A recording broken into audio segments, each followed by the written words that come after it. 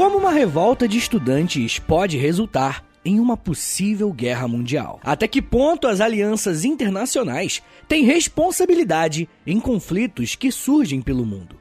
Essas são apenas algumas perguntas que podemos fazer quando estudamos mais a fundo o que foi a Revolução Ucraniana e quais foram as consequências para a Europa e até para o mundo. Como vocês já devem saber, a Rússia e a Ucrânia, que antes estavam em momentos de tensão, agora estão numa guerra de fato. No momento que eu gravo esse episódio, a Rússia acaba de lançar algumas bombas em solo ucraniano e outras potências ainda vão reagir a isso. Ou talvez nem vão, né? Mas isso aí é outro papo. Mas é bem provável que quando você ouvir esse episódio já tenha acontecido muita novidade importante que eu não tô trazendo aqui, tá bom? Bem, no último mês eu gravei um episódio chamado Rússia e Ucrânia, abordando justamente essa tensão em uma perspectiva histórica mais longa. E eu recomendo demais que você ouça esse episódio depois desse aqui. Mas hoje eu quero falar um pouco mais da Ucrânia e como as suas revoltas que começaram em 2004 moldaram o cenário que temos hoje. Por ser um tema quente, é quase uma certeza que vão aparecer milhares de conteúdos sobre essa guerra e o meu objetivo com esse episódio aqui é te dar informações confiáveis com fontes e textos seguros para te ajudar a filtrar o que é bom e o que não é. Mas vamos lá, gente. Como eu mostrei para vocês naquele episódio sobre Rússia e Ucrânia, a formação dos dois países tem uma origem em comum, os Rus de Kiev. Mas ao longo da história, o território que conhecemos hoje como Ucrânia sempre foi muito importante para a garantia ou não da sobrevivência do Império Russo. Mas como assim, Vitão? Não entendi. A Ucrânia fica em uma região chamada de Grande Planície Europeia. Essa enorme área é um grande acidente geográfico sem nenhuma montanha dentro da Europa.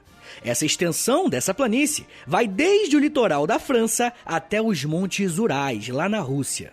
E esse grande terreno, sem nenhuma fronteira natural, possibilitou um grande fluxo migratório entre o território russo e a Europa ao longo dos séculos. Mas o problema é que se por um lado abriu a porta para os russos irem até a Europa, por outro, também foi uma grande porta de entrada para os inimigos.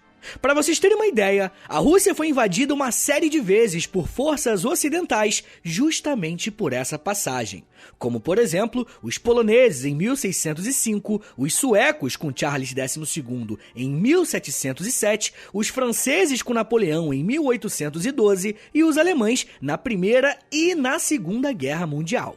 E vocês sabem qual é o último território dessa grande planície até chegar na Rússia? Pois é, a Ucrânia. Por muito tempo, os ucranianos foram entendidos pelos russos como esse estado tampão, ou seja, um lugar que precisava estar ao lado da Rússia para garantir a segurança dos russos contra qualquer tipo de invasão ou coisa parecida. Nesse sentido, a Ucrânia era a última barreira de proteção que a Rússia tinha para se proteger dos seus inimigos.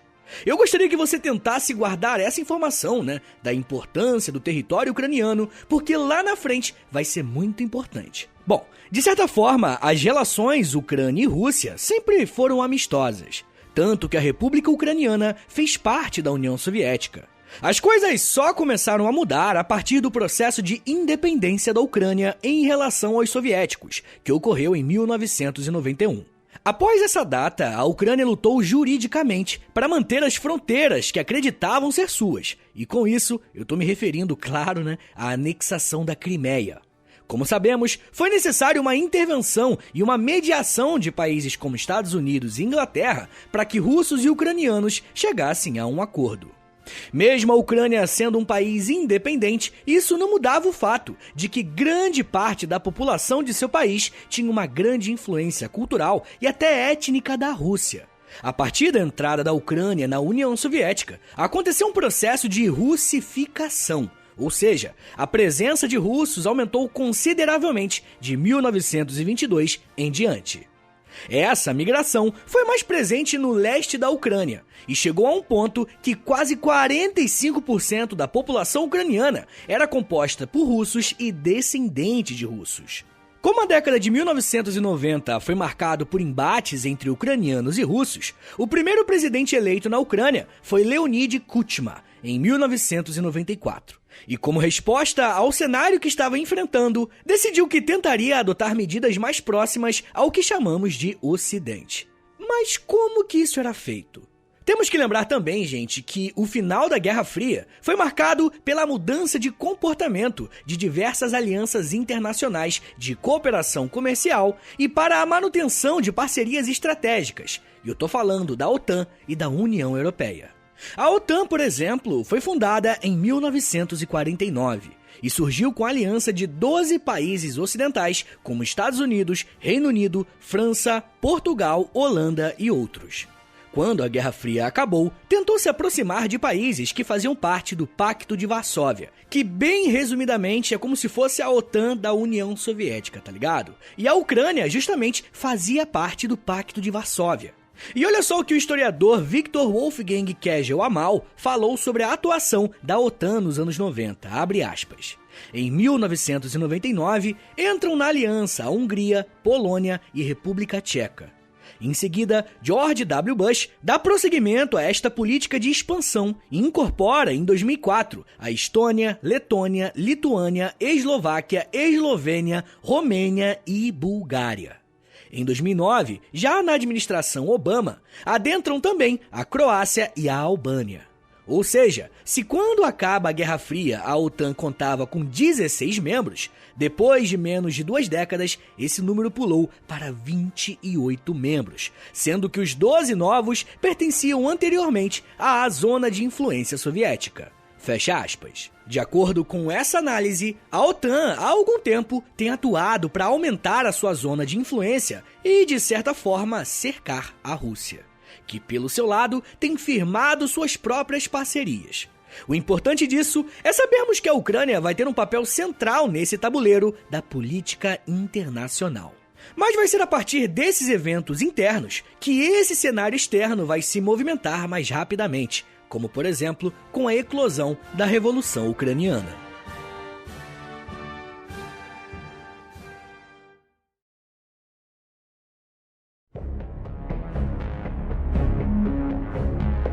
Durante todo o avanço da OTAN na década de 90, o presidente da Ucrânia foi Leonid Kuchma. E através do seu trabalho, ele conseguiu uma reeleição, tendo que passar o bastão para um sucessor a partir das eleições de 2004. O candidato do governo era Viktor Yushchenko, político que havia sido o primeiro-ministro de Leonid e tinha propostas de aproximação com o Ocidente, através desses pactos comerciais e políticos com a OTAN e, nesse momento, principalmente com a União Europeia. Caso você não saiba, fazer parte da União Europeia traz uma série de benefícios para os países que são relativamente menores ou que não têm tanto protagonismo político como as grandes potências. Uma vez dentro da União, a Ucrânia poderia firmar acordos de livre comércio com outros países da aliança, com redução de impostos e outras vantagens.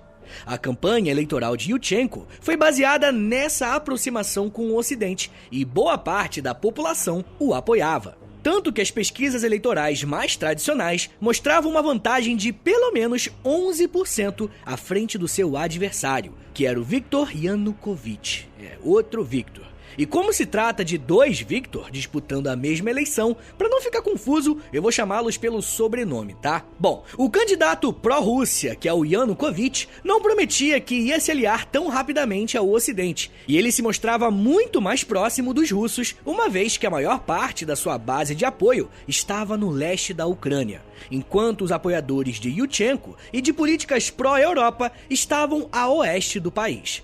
Até que finalmente vieram as eleições e o resultado foi algo totalmente diferente daquilo que as pesquisas mostraram. Yanukovych, o candidato de oposição, o candidato pró-Rússia, vence com 3% à frente do seu adversário pró-Ocidente. E molecada, se olharmos o mapa de votação dessa eleição, dá pra ver claramente como o país estava completamente dividido. E isso tinha um motivo. Você se lembra que no século passado, como eu expliquei, aconteceu uma intensa russificação da Ucrânia? Então, esse processo foi intensificado e percebido mais facilmente no leste do país. E a grande base de apoio do Yanukovych vai ser justamente nessa parte do país. Esses eleitores queriam que a Ucrânia adotasse políticas mais voltadas para alianças com a Rússia. Parte da população, ao ver o resultado das urnas, se revoltou. E é claro que eu tô falando dos eleitores do Yushchenko, que foram às ruas da capital de Kiev protestar contra o novo presidente. A galera que era pró-Ocidente foi pra rua protestar contra o cara que ganhou, que é o cara pró-Rússia, que teoricamente as pesquisas diriam que ele ia perder. Grande parte dos manifestantes eram estudantes universitários e pessoas mais jovens, que além de demonstrar as suas insatisfações nas ruas, acusavam a eleição de ter sido fraudada por interferência internacional. E aqui era claramente uma acusação direta à Rússia. Os protestos começaram no dia 21 de novembro de 2004, na noite em que o resultado foi declarado, e começaram a surgir os boatos de fraude na eleição. No dia seguinte, os protestos se concentraram na Praça da Independência e reuniram mais ou menos 500 mil de pessoas. Sim, você ouviu certo. Quase 500 mil pessoas se reuniram para marchar até a sede do parlamento ucraniano em forma de protesto. Até esse momento, as manifestações tinham um caráter pacífico, e as pessoas que estavam nas ruas carregavam faixas e lenços laranjas, que eram a cor da campanha do Viktor Yushchenko, o cara que foi derrotado na eleição. Em meio a esses protestos, as autoridades locais até empossaram o presidente eleito, mas sem nenhum efeito jurídico. Mas, por outro lado, a Comissão Eleitoral Central, que a gente pode comparar com o nosso TSE, validou a vitória do candidato pró-Rússia. Mas o problema é que as acusações de corrupção e fraude nas eleições tinham como origem a própria Comissão Eleitoral da Ucrânia. Enquanto o presidente eleito tentava tomar posse e começar a governar de forma oficial, Viktor Yushchenko inflamava ainda mais os manifestantes laranjas a não aceitarem o resultado das eleições. Ele começou a aparecer em diversas manifestações, incentivando a população a aderirem aos movimentos de rua de forma pacífica e, em seguida, propôs até uma greve geral. Dá uma olhada no que ele disse em um discurso durante essas manifestações. Abre aspas. Um caminho para um compromisso com um povo, mostrando os seus desejos, é o único caminho pelo qual esses desejos nos ajudarão a encontrar uma saída para esse conflito. Portanto, o Comitê da Salvação Nacional declara uma greve de alcance nacional. Fecha aspas. E eu nem preciso falar para vocês que essa confusão política abalou profundamente a economia da Ucrânia, que viu a sua população se organizar para participar de greves gerais. Desde o início das manifestações, a Suprema Corte ucraniana interrompeu o processo eleitoral político para analisar o caso e aí depois, no dia 3 de dezembro de 2004, reconheceu que ocorreram sim fraudes nas eleições e o correto era que uma nova disputa fosse feita no país. Na mesma semana, o parlamento aprovou a organização de uma nova eleição e o candidato que tinha vencido, o Viktor Yanukovych, não teve outra opção a não ser ter que disputar novamente. Ainda no mês de dezembro de 2004, uma nova eleição foi feita. E agora, quem venceu com uma margem segura dos votos foi o outro, o Viktor Yushchenko, que é o candidato pró-Ocidente. O que você precisa entender sobre essa confusão eleitoral que deu início à Revolução Ucraniana, que é o que nós chamamos de Revolução Laranja, é que foi através da manifestação popular que os órgãos de Estado reconheceram a fraude e organizaram uma nova eleição. Bom, as coisas na Ucrânia agora iriam se acalmar, né? Não. Errado. E eu já vou te explicar quais foram os impactos imediatos dessa Revolução Laranja que eu acabei de explicar e como esse processo alimentou uma nova onda de manifestações que agora sim foram bem violentas. E eu tô falando da Revolução Ucraniana. Bom, a gente já chega lá, tá? Me dá um minutinho aí, que daqui a pouco a gente volta e eu falo um pouco mais sobre economia, oposição, influência externa, Putin, nazismo e Terceira Guerra Mundial. Pois é, cuidado. Segura aí, que é um minutinho só.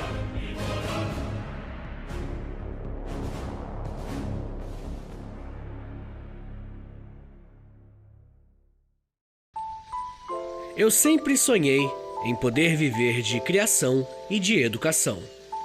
E graças ao apoio de vocês lá no Apoia-se, isso se tornou realidade. Entre em apoia.se/História em Meia Hora, que com 10, 20 ou 30 reais por mês, você não só contribui para esse trabalho continuar acontecendo, como também recebe recompensas exclusivas para os apoiadores. Com 10, você tem acesso a um podcast semanal exclusivo. Eu me aprofundo em um tema de um dos episódios da semana e envio diretamente para o seu e-mail através do Apoia-se. Já tem mais de 70 episódios por lá e você vai receber acesso a todos eles. Além do podcast exclusivo, com 20 reais, você também recebe acesso ao nosso Clube do Livro. Todo mês nós lemos um livro sobre história e conversamos no grupo do Telegram. E depois de 30 dias, fazemos uma call no Zoom para compartilharmos as nossas impressões. E com 30, além das recompensas anteriores, eu te adiciono no meu Amigos Próximos no Instagram, onde publico conteúdos diários com curiosidades históricas, tanto no @História em Meia Hora, quanto no @Prof. Vitor Soares. E se você tiver alguma dúvida sobre o apoio, é só entrar em contato comigo pelo e-mail historiaemmeiahora@gmail.com. apoia.se/História em Meia Hora. É apoia.se/História em Meia Hora. Valeu, gente!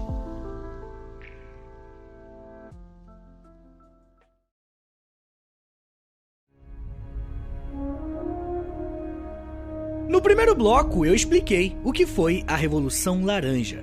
Dá até pra falar que ela é o início, o embrião do que depois será a Revolução Ucraniana. E a principal marca da Revolução Laranja foi o caráter pacífico por parte dos manifestantes. Mesmo que, vez ou outra, tivesse acontecido alguns problemas com a polícia, na imensa maioria dos casos, os jovens que saíram às ruas fizeram isso pacificamente. Com todo esse processo de mudança política e de agitação social, algumas pessoas saem desse processo fortalecidas politicamente. E no caso da Ucrânia, não foi diferente. Além do presidente eleito Viktor Yushchenko, uma política ucraniana chamada Yulia Tymoshenko também recebeu um grande protagonismo dentro das manifestações e, em seguida, garantiu uma vaga como primeira-ministra do seu país. Yulia era uma política local que tinha conseguido uma vaga no governo de Viktor quando ele era o primeiro-ministro. E nesse período, ela se envolveu em uma grande polêmica envolvendo corrupção. E isso fez com que ela fosse presa em 2001, mas fosse libertada alguns meses depois. O governo de Yushchenko e Yulia, no papel, tinha um caráter fortemente liberal e voltado a políticas pró-Ocidente. A parte econômica liberal não chegou a sair tanto do papel, mas a aproximação com o Ocidente, essa sim, essa foi colocada em prática. O presidente Yushchenko iniciou conversas com a União Europeia e um rascunho de um acordo chamado Acordo de Associação Ucrânia-União Europeia foi feito. Porém, os ucranianos têm um vizinho que não estava gostando nem um pouco dessa aproximação, o presidente russo Vladimir Putin.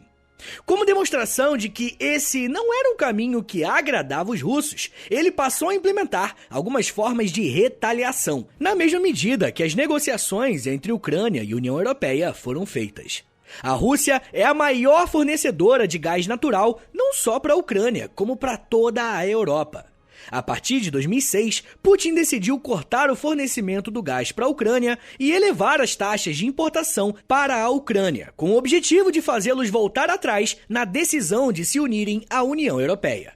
E aí você pode se perguntar, pô Vitão, mas esse gás aí serve para quê? Molecada, esse gás natural que vem da Rússia é o principal combustível usado nos aquecedores dos lares europeus. Então, em períodos de inverno, o consumo de gás aumenta consideravelmente e a Rússia é uma das maiores reservas de gases naturais do mundo. Agora você imagina para a população, no meio do inverno, se ver com o fornecimento do combustível para os seus aquecedores mais caro e em quantidade limitada. Não demorou muito para que Viktor Yushchenko começasse a enfrentar uma forte impopularidade dentro do seu país. O governo de Yushchenko e Yulia foi eleito com uma grande expectativa, não só do mercado externo, como também da própria população. Além dessa crise com a Rússia em relação ao fornecimento de gás, o presidente foi extremamente criticado por não conseguir gerir uma crise no aumento do preço do petróleo em 2005. Impactando o fornecimento interno e a venda para o mercado externo.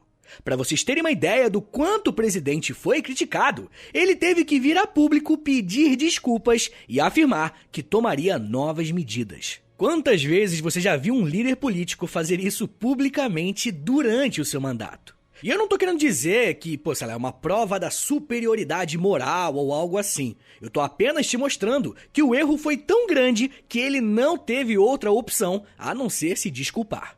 A questão é que Yulia também era uma política muito popular, principalmente na região centro-oeste da Ucrânia. E pouco a pouco, ela tentou se distanciar politicamente do seu presidente e se apresentar como uma primeira-ministra de oposição. E agora, molecada, vai começar a loucura. Se liga nisso, por conta dos desentendimentos entre os dois, o Viktor Yushchenko demitiu a Yulia do cargo de primeira-ministra.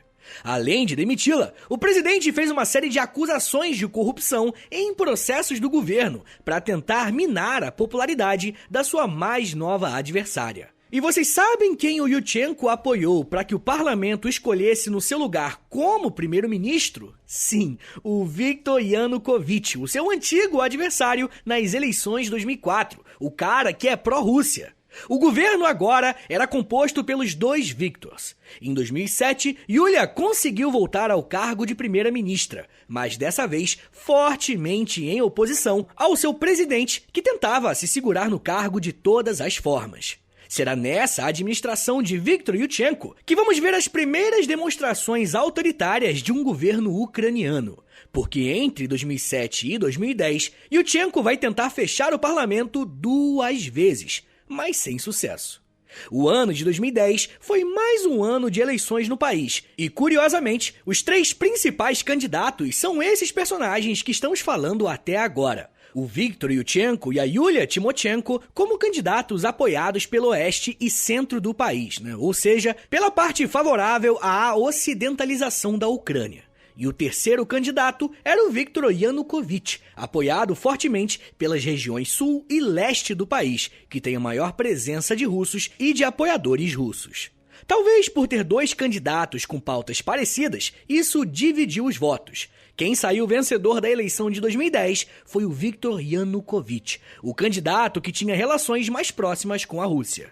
E desculpa se eu tô sendo repetitivo, falando, é mais próximo da Rússia, mais próximo do Ocidente, é que os nomes são muito diferentes dos nossos nomes aqui do Brasil, e também, 2 Viktor, olha que azar, deixa mais confuso ainda. Mas enfim, gente, logo em sua campanha, Yanukovych afirmou que não ia ingressar na OTAN, que estava, inclusive, tentando a aproximação com a Ucrânia desde 2005, e iria fazer a língua russa ser o segundo idioma oficial da Ucrânia. Na prática, o governo de Yanukovych se mostrou bastante autoritário, principalmente a partir de 2011, quando a sua principal concorrente nas eleições e maior crítica foi presa. Sim, Yulia Tymoshenko foi acusada de abuso de poder enquanto estava no poder e foi condenada a 7 anos de prisão. Além de reprimir os adversários políticos, o presidente Yanukovych se mostrou mais próximo de Putin, mas, de acordo com ele, sem ser subserviente a Moscou. Uma prova disso foi uma ligeira aproximação com a União Europeia em 2013. Nesse ano, Ucrânia e União Europeia estavam próximos de fechar um acordo inédito. Mas no dia 21 de novembro de 2013, o presidente Yanukovych simplesmente desfez o acordo e se recusou a se aliar à União Europeia. Essa ação do presidente causou uma enorme revolta da população e algumas semanas mais tarde, descobriu-se que a Rússia tinha proposto um novo acordo para o governo ucraniano. De acordo com o pesquisador Sergei Plekhanov, a Rússia ia investir na indústria de base da Ucrânia e comprar 15 bilhões de dólares da dívida que os ucranianos tinham. E eu nem preciso falar que essa descoberta foi motivo para a população ir mais uma vez para as ruas. Logo no início de dezembro, os protestos começaram e mais de 1 milhão de pessoas foram para uma das praças mais importantes de Kiev protestar contra o presidente e ser a favor da aliança com a União Europeia. Os protestos se mantiveram firmes, conquistando cada vez um número maior de pessoas, e entrou em janeiro de 2014 com um caráter mais violento por parte da polícia, obedecendo às ordens do presidente. Esse protesto ficou conhecido como Euromaidan. Maidan é o nome da praça onde aconteceram os protestos, e a palavra euro era em referência à Europa Ocidental. Esse nome se tornou tão importante que os manifestantes passaram a se identificar como os Maidans. E conforme os protestos cresciam, a violência e a repressão policial cresciam junto. A maior demonstração da violência aconteceu em 14 de fevereiro de 2012, quando os manifestantes tentaram invadir prédios do governo e entraram em conflito com a polícia por 3 dias. Um total de mais de 100 pessoas morreram vítimas desse embate. Países estrangeiros tentaram negociar um acordo de paz entre o governo e os manifestantes. Esse acordo foi assinado, os policiais deixaram a praça principal, mas os Maidan não. Eles continuaram lá. E esse foi um pretexto para mais uma rodada de violência, onde 26 pessoas morreram e mais de 100 ficaram gravemente feridas. Os protestos ganharam ainda mais força porque a população adicionou ainda outras pautas contra o governo, além da aliança com a Europa. Milícias armadas começaram a se juntar aos manifestantes, que passaram a exigir a renúncia imediata do presidente. E caso isso não fosse feito, esses manifestantes passariam a invadir prédios públicos e sedes do governo. A pressão dos manifestantes deu certo e Viktor Yanukovych abandonou o governo e fugiu para a Rússia, claro. Os manifestantes invadiram o parlamento, que foi obrigado a remover oficialmente o Yanukovych do cargo de presidente. E essa ação, essa tomada de poder por parte dos Maidan, que nesse momento não eram mais manifestantes pacíficos, é conhecido por muitos como ucranização. Pois é, talvez você já tenha visto essa frase, essa expressão, em alguma faixa em protestos aqui no Brasil, dizendo que o nosso país precisa ucranizar. Então a referência é esse processo que eu acabei de explicar para vocês. Após a saída do Yanukovych do país, foi colocado um presidente interino pró-Ocidente e a Yulia finalmente foi libertada da prisão. Mas ao contrário do que muitos imaginavam, isso não foi o fim do conflito. A Rússia passou a acusar os Estados Unidos e as forças ocidentais de incentivar, armar e instigar os Maidan contra um governo que era legítimo. Como forma de reagir aos acontecimentos na Ucrânia, Vladimir Putin decidiu realizar a anexação da Crimeia ao território russo em 2014, dando início a uma nova fase de conflitos entre russos e ucranianos. Eu acabei não falando para vocês, mas a Ucrânia não é dividida em estados, e sim em oblastes, que são basicamente distritos. Durante essa confusão com a Crimeia, outros 2 oblastes aproveitaram para se declarar independentes da Ucrânia. Estamos falando de Donetsk e Lugansk. E o que esses 3 territórios têm em comum? Eles têm uma imensa população de origem russa e eles apoiam os russos. Isso mostra para nós que, além de estarem divididos, os ucranianos ainda precisam lidar com a sua própria identidade nacional, que parece não estar completamente formada. Olha só a análise da professora Daniele Jacon Ayeres Pinto sobre isso, abre aspas. O problema de legitimação de uma identidade que assola a Ucrânia não parece estar próximo de uma solução, pois essa divisão do país em um lado favorável ao Ocidente e outro ao Oriente dificulta ainda mais qualquer possibilidade de diálogo. Quanto mais um lado repudia o outro, mais os manifestantes irão querer lutar para que a sua vontade seja aceita, e menos provável se tornará um consenso entre ambos. Fecha aspas. Esse crescente conflito, até mesmo pela busca da própria identidade, tem se mostrado um cenário bem perigoso e propício para o surgimento de grupos extremistas, como o Batalhão de Azov, que surgiu no meio desse conflito dos oblastes separatistas e se mostrar um grupo nacionalista radical. O Batalhão de Azov é atualmente uma das principais células neonazistas do mundo e até recebe recrutas de outros países para treinamento e voluntariado.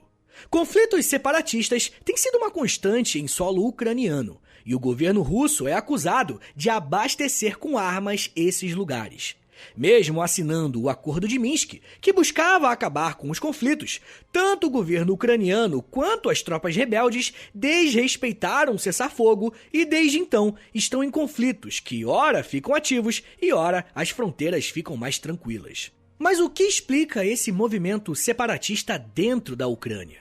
O político separatista ucraniano Denis Pushlin acredita que, abre aspas, com o fim da União Soviética, milhões de russos se viram fora de sua pátria histórica, tornando-se cidadãos de um Estado criado artificialmente. Fecha aspas. De acordo com essa declaração, é possível notar que existe uma clara faixa geracional que ainda nutre alguma simpatia pelos tempos da União Soviética e tenta resgatar isso através do apoio à Rússia. Politicamente, a Ucrânia passou por um movimento bem conhecido em outras partes do mundo, que foi a despolitização. O candidato que venceu as eleições foi Volodymyr Zelensky, que acabou sendo levado para participar da eleição por... Presta atenção nessa parte bizarra. O cara, ele fez um filme de comédia, uma série de comédia, na verdade, em que ele era um professor, tá ligado? E esse professor fez um discurso revoltado contra a corrupção e contra tudo que tá aí. A gente conhece esse papo, né? Ele fez esse discurso e um aluno filmou ele fazendo esse discurso em sala de aula. O aluno colocou na internet e isso fez com que ele se tornasse o professor, se tornasse o presidente do país. E é sério, gente, o atual presidente da Ucrânia, ele é um comediante que fez uma série onde ele se tornava presidente. Foi esse mesmo sentimento de antipolítica que elegeu líderes como Donald Trump nos Estados Unidos e Jair Bolsonaro aqui no Brasil.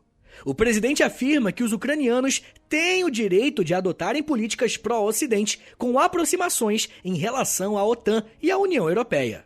Enquanto Putin compara essa ação com a seguinte frase em um vídeo publicado, abre aspas, "E se eu colocasse mísseis no México?" Fecha aspas. Ou seja, Putin está afirmando que a Ucrânia estar ligada a essas alianças ocidentais é um risco iminente ao seu país. Em política internacional, não existem heróis nem vilões, tá, gente? Apenas países buscando seus próprios interesses. Enquanto os rumores de guerra aumentam, a população civil da Ucrânia está tentando arrumar alguma forma de fugir e de se refugiar, porque a máxima sempre vence. Enquanto os poderosos brigam, o povo morre de fome ou de bala. Muitos historiadores ainda tentam entender o que foi a Revolução Ucraniana. Alguns dizem que é um evento que começou em 2004, com a Revolução Laranja, outros dizem que é só o que aconteceu em 2013 ou 2014.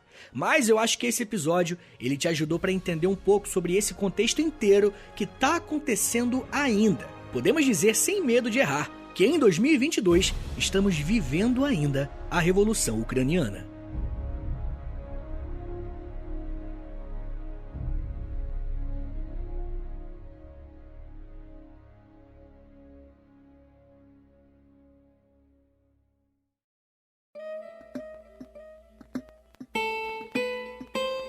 Senhores, muito obrigado por terem vindo até aqui. Meu nome é Vitor Soares, eu sou professor de História e você acabou de ouvir o História em Meia Hora. Rapaziada, se vocês gostaram do episódio, aprendi mais, agora tô entendendo melhor o que tá acontecendo, me ajudou um pouquinho a esclarecer as coisas, quebra um galho aí, não custa nada. Compartilha o episódio aí nos stories do seu Instagram, se você puder, e me marca lá, @História em Meia Hora, que aí eu já te agradeço. Mas você também pode postar no Twitter, tá? E marca lá, @H30podcast. Mas se você tem algum amigo que gosta de história, que quer entender o que tá acontecendo na Ucrânia agora, e tudo mais, você pode mandar diretamente pra ele, porque quando um amigo indica, a chance da pessoa gostar do podcast é muito maior, tá bom? Mas não se esquece que a melhor forma de você me ajudar, de você ajudar meu trabalho, é lá no Apoia-se, tá bom? apoia.se/História em Meia Hora, assina lá o que você achar que é legal, se você quiser, e se você puder também. Mas tem muita gente que me pede, Vitão, queria fazer uma ajuda, momentânea, não queria criar compromisso e nem nada. E aí muita gente pediu pra eu criar um Pix, então não se esquece, o Pix é historiaemmeiahora@gmail.com, que aí você me ajuda a manter esse trabalho aqui, do História em Meia Hora, e manter também os outros podcasts em meia hora de educação. Tem o Geografia em Meia Hora, que inclusive fez um excelente episódio sobre Rússia e Ucrânia, e tem Astronomia em Meia Hora, e tá vindo outros, tá bom? Só falo isso. Então, se você quer outros podcasts educativos em meia hora, nesse formatinho aqui, dá uma moralzinha lá que aumenta a chance. Tá bom, gente? É isso, me siga nas redes sociais. É @Prof. Vitor Soares no Twitter e no Instagram. Tá bom, gente? Muito obrigado, um beijo, até semana que vem! E valeu!